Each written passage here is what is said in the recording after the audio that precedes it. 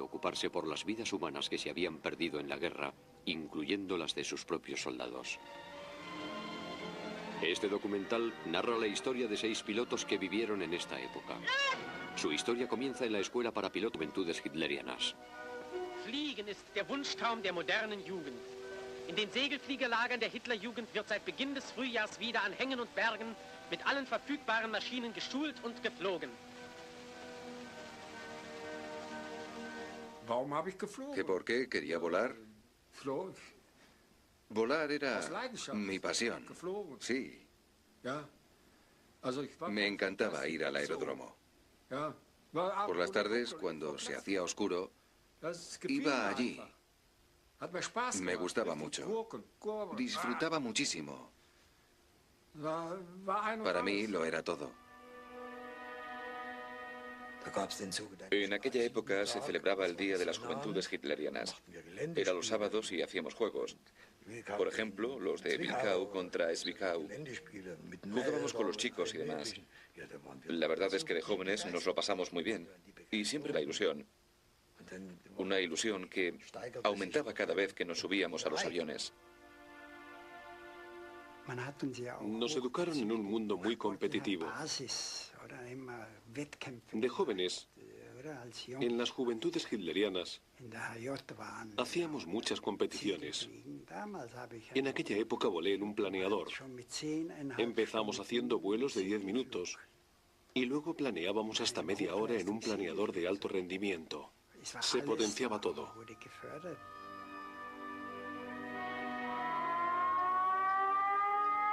...1939... Hitler ataca Polonia. Empieza el asalto alemán. Durante los primeros años de la guerra, todo eran triunfos para la Luftwaffe. Yo me apunté voluntario para librarme del colegio. Tenía 17 años, necesitaba la firma de mi padre. Y como él había participado en la Primera Guerra Mundial, se negó a firmar. En aquella época, las clases de los colegios se quedaron prácticamente vacías. Casi todos se habían alistado. Y la verdad es que resultaba muy curioso. Estábamos todos muy emocionados. Mi padre se negó siempre, pero al final, después de hablar con él y decirle que en el colegio ya no quedaba nadie, firmó, aunque de mala gana. Y así se arregló todo. Los jóvenes pilotos de planeadores son llamados a engrosar las filas de la Luftwaffe. El entusiasmo por volar se convertía ahora en todo un reto. Los aviones son más grandes y pesados. Sin embargo, no tardarían en experimentar los horrores de la guerra.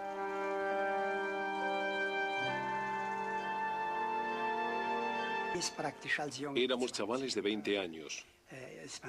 Prácticamente nos bajamos de la bici para subirnos en un Focke-Wulf 190 de 2000 caballos.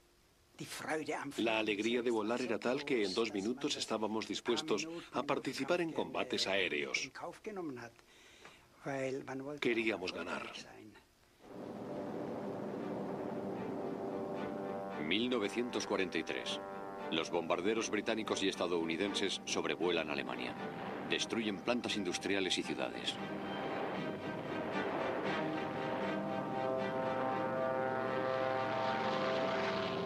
Solo hay un medio eficaz de detener la masacre.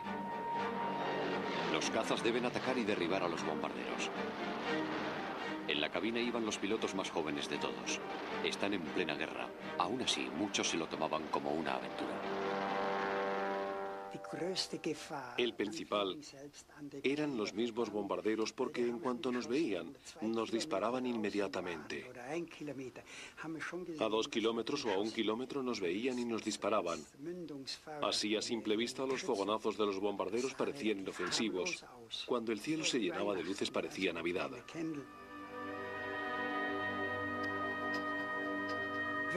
Si lográbamos esquivar los fogonazos, dábamos media vuelta y nos íbamos porque lo más probable era que el bombardero hubiera alcanzado el avión. Todos cruzábamos los dedos para no terminar envueltos en llamas. A veces estábamos convencidos que no íbamos a volver.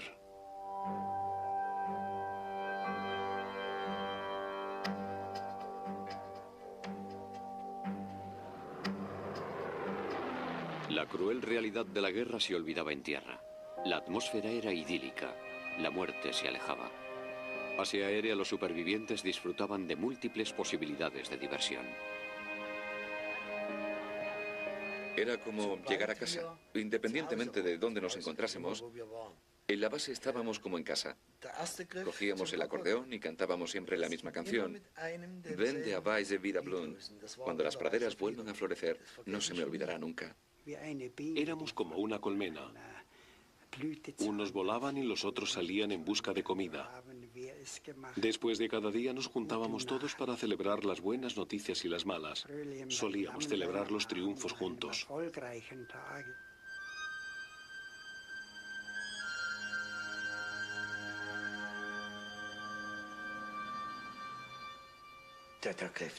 Cogíamos el acordeón, cantábamos canciones. Estábamos contentos porque estábamos vivos. Celebrábamos fiestas, bastante con todo lo que estábamos viviendo. Nos aprovisionábamos en las tiendas del ejército y nos lo pasábamos muy bien. Bailábamos. Las chicas también estaban por allí. A menudo la noche se alargaba hasta el día siguiente. Sí, por la mañana aún teníamos el alcohol en el cuerpo. En el fondo pensábamos que era lo que teníamos que hacer, ahogar las penas en alcohol, ¿verdad? Por la mañana comentábamos que aún teníamos el alcohol en la sangre. Por la mañana teníamos que entrar en acción. Nos dábamos una ducha con oxígeno puro. Oxígeno 100%. Respirábamos hondo un par de veces y pensábamos que estábamos frescos y preparados. Cuando nos subíamos al avión, poníamos en marcha y volvíamos al aire. Estábamos despejados y cargados de adrenalina. Estos hombres se enfrentaban con emoción a su misión. Cada uno tiene su propia visión de lo que vivió en el aire. Él iba disparando sus cañones MG. Me disparaba desde atrás. Yo iba detrás, agarrando el timón con firmeza. Él me disparaba. Yo debía mantenerme a una distancia de 3 centímetros, que era la distancia a la que nos manteníamos cuando volábamos. Pero ya no veía nada. Mi avión estaba... De repente, el parabrisas de mi avión se llenó de sangre y de todo lo que volaba por el aire. Pensaba que era el fin. Cuando uno le dispara a la gente con cañones de 3 centímetros, no piensa que va a sobrevivir.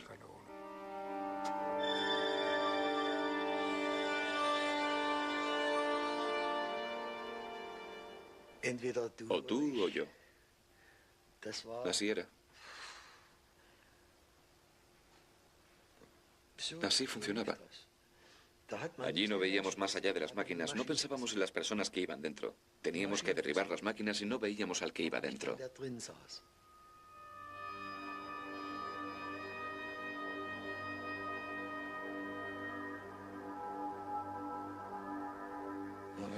No éramos héroes. El estómago se nos encogía. Y eso yo no lo llamaría heroísmo. No gritábamos, ¡hurra! Los hemos derribado. No, no. Estábamos en guerra y en la guerra todos perdimos algo. Poco a poco aprendimos a reprimir los sentimientos. Lo que hicimos fue muy duro. Por ejemplo, en el servicio se decía que los pilotos de los cazas se ocultaban detrás del sol. Así que nosotros nos poníamos en la tumbona cuando estábamos de guardia y mirábamos al sol.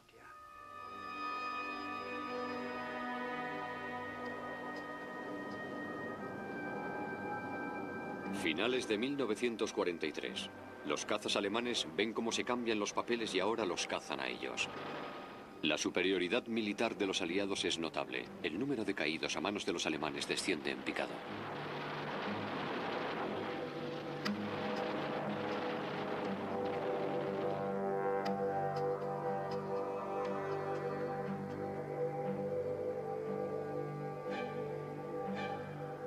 Indignado, el jefe del nacionalsocialismo se cita con el comandante de la Luftwaffe en el Ministerio del Aire. Creíamos que iba a venir Hitler, pero al final solo vino Göring. Nos llamó cobardes a la cara. Empezó a decir que los ataques no servían de nada, que seguían bombardeando Alemania y no sé qué más. La verdad es que, como es normal, perdimos toda la ilusión y el entusiasmo por la visita, porque lo que estaba diciendo no era verdad. Para nosotros no era verdad, era inaceptable. No sé quién podía aceptar lo que estaba diciendo. El general Göring quería que los pilotos entendieran cómo podían enfrentarse a la cobardía del enemigo y les exigió que le hicieran una promesa.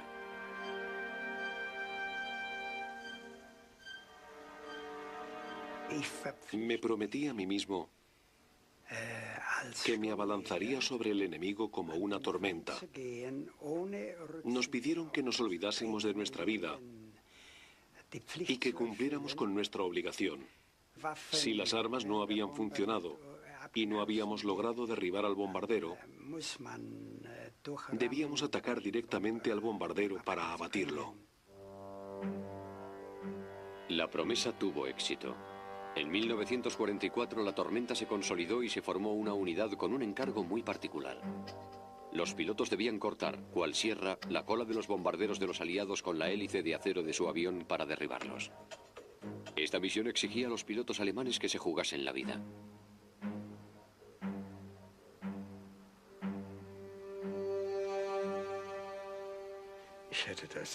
Si me lo dijeran ahora, no lo haría. Seguramente me echaría atrás. Pero la verdad es que no pensaba en que pudiera chocar contra el avión. Pensaba que no me iba a pasar a mí. Las posibilidades de sobrevivir eran 99 a 1. Lo más probable era que explotase allí mismo. Otros pilotos se enfrentaban al riesgo mortal por el bien de la operación. La verdad es que todo pasó tan deprisa que no tuve tiempo de pensar en nada. Cuando me di cuenta, vi que había un bombardero al lado de mi avión. No tenía armas y pensé que tenía la oportunidad de conseguirlo. Me acerqué a unos 10 metros del bombardero. Estaba tan cerca que podía sentir las fuertes turbulencias de los motores. Lo cierto es que en esas condiciones ya no controlas el avión al 100%. Es como intentar controlar una canoa cayendo por una cascada. Cuando intenté golpear el avión, me resbaló el avión y me quedé a medio metro por encima, con el ala enganchada. No conseguí alcanzarlo. El bombardero siguió su camino. Oskar Bosch saltó paracaídas y sobrevivió.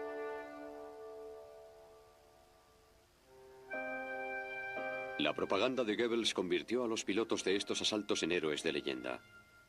La ilusión volvía a brillar en los rostros de los pilotos. Los jóvenes pilotos alemanes habían logrado eliminar a los bombarderos aliados del cielo. Aunque la realidad era muy diferente. Los asaltos alemanes... En aquella época se celebraba el Día de las Juventudes Hitlerianas. Era los sábados y hacíamos juegos. Por ejemplo, los de Wilkau contra Zwickau. Jugábamos con los chicos y demás. La verdad es que de jóvenes nos lo pasamos muy bien. Y siempre la ilusión. Una ilusión que aumentaba cada vez que nos subíamos a los aviones.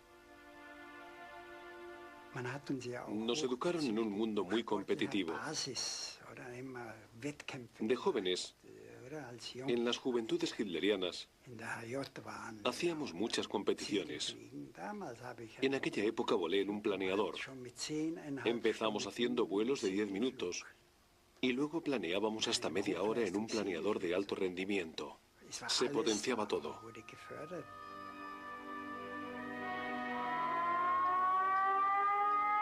...1939... Hitler ataca Polonia. Empieza el asalto alemán. Durante los primeros años de la guerra, todo eran triunfos para la Luftwaffe. Yo me apunté voluntario para librarme del colegio. Tenía 17 años, necesitaba la firma de mi padre. Y como él había participado en la Primera Guerra Mundial, se negó a firmar. En aquella época, las clases de los colegios se quedaron prácticamente vacías. Casi todos se habían alistado. Y la verdad es que resultaba muy curioso. Estábamos todos muy emocionados. Mi padre se negó siempre, pero al final, después de hablar con él y decirle que en el colegio ya no quedaba nadie, firmó, aunque de mala gana. Y así se arregló todo. Los jóvenes pilotos de planeadores son llamados a engrosar las filas de la Luftwaffe. El entusiasmo por volar se convertía ahora en todo un reto. Los aviones son más grandes y pesados. Sin embargo, no tardarían en experimentar los horrores de la guerra.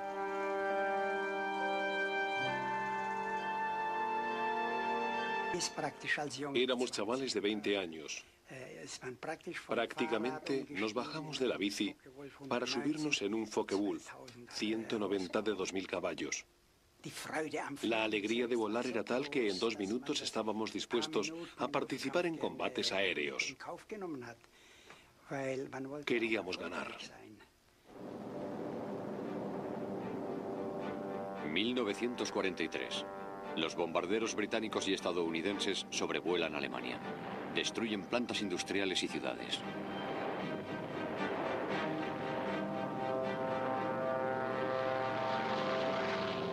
Solo hay un medio eficaz de En casa.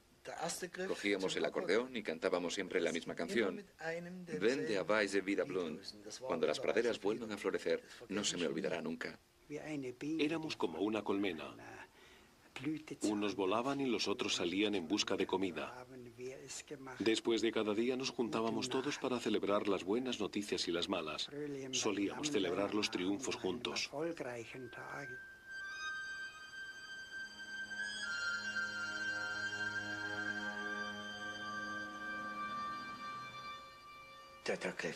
Cogíamos el acordeón, cantábamos canciones. Estábamos contentos porque estábamos vivos. Celebrábamos fiestas, bastante con todo lo que estábamos viviendo. Nos aprovisionábamos en las tiendas del ejército y nos lo pasábamos muy bien. Bailábamos. Las chicas también estaban por allí. A menudo la noche se alargaba hasta el día siguiente. Sí, por la mañana aún teníamos el alcohol en el cuerpo. En el fondo pensábamos que era lo que teníamos que hacer, ahogar las penas en alcohol, ¿verdad? Por la mañana comentábamos que aún teníamos el alcohol en la sangre. Por la mañana teníamos que entrar en acción. Nos dábamos una ducha con oxígeno puro. Oxígeno 100%. Respirábamos hondo un par de veces y pensábamos que estábamos frescos y preparados. Cuando nos subíamos al avión, poníamos en marcha y volvíamos al aire. Estábamos despejados y cargados de adrenalina. Estos hombres se enfrentaban con emoción a su misión. Cada uno tiene su propia visión de lo que vivió en el aire. Él iba disparando sus cañones MG. Me disparaba desde atrás. Yo iba detrás, agarrando el timón con firmeza. Él me disparaba. Yo debía mantenerme a una distancia de 3 centímetros, que era la distancia a la que nos manteníamos cuando volábamos. Pero ya no veía nada. Mi avión estaba... De repente, el parabrisas de mi avión se llenó de sangre y de todo lo que volaba por el aire. Pensaba que era el fin. Cuando uno le dispara a la gente con cañones de 3 centímetros, no piensa que va a sobrevivir.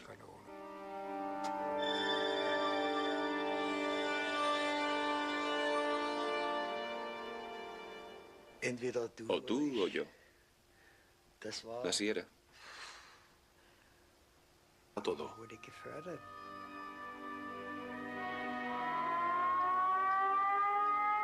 1939. Hitler ataca Polonia. Empieza el asalto alemán. Durante los primeros años de la guerra, todo eran triunfos para la Luftwaffe. Yo me apunté voluntario para librarme del colegio. Tenía 17 años, necesitaba la firma de mi padre. Y como él había participado en la Primera Guerra Mundial, se negó a firmar. En aquella época, las clases de los colegios se quedaron prácticamente vacías. Casi todos se habían alistado. Y la verdad es que resultaba muy curioso. Estábamos todos muy emocionados. Mi padre se negó siempre, pero al final, después de hablar con él y decirle que en el colegio ya no quedaba nadie, firmó, aunque de mala gana. Y así se arregló todo. Los jóvenes pilotos de planeadores son llamados a engrosar las filas de la Luftwaffe. El entusiasmo por volar se convertía ahora en todo un reto. Los aviones son más grandes y pesados. Sin embargo, no tardarían en experimentar los horrores de la guerra.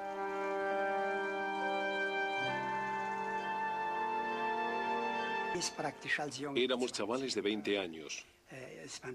Prácticamente nos bajamos de la bici para subirnos en un Focke-Wulf 190 de 2000 caballos. La alegría de volar era tal que en 2 minutos estábamos dispuestos a participar en combates aéreos.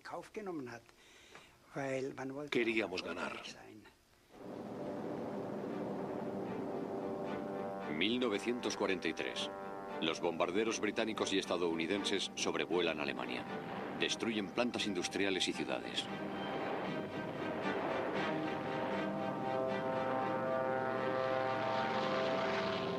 Solo hay un medio eficaz de detener la masacre. Los cazas deben atacar y derribar a los bombarderos. En la cabina iban los pilotos más jóvenes de todos.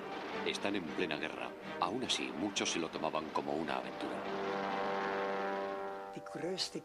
El principal eran los mismos bombarderos porque en cuanto nos veían, nos disparaban inmediatamente. A 2 kilómetros o a 1 kilómetro nos veían y nos disparaban. Así, a simple vista, los fogonazos de los bombarderos parecían inofensivos. Cuando el cielo se llenaba de luces parecía Navidad.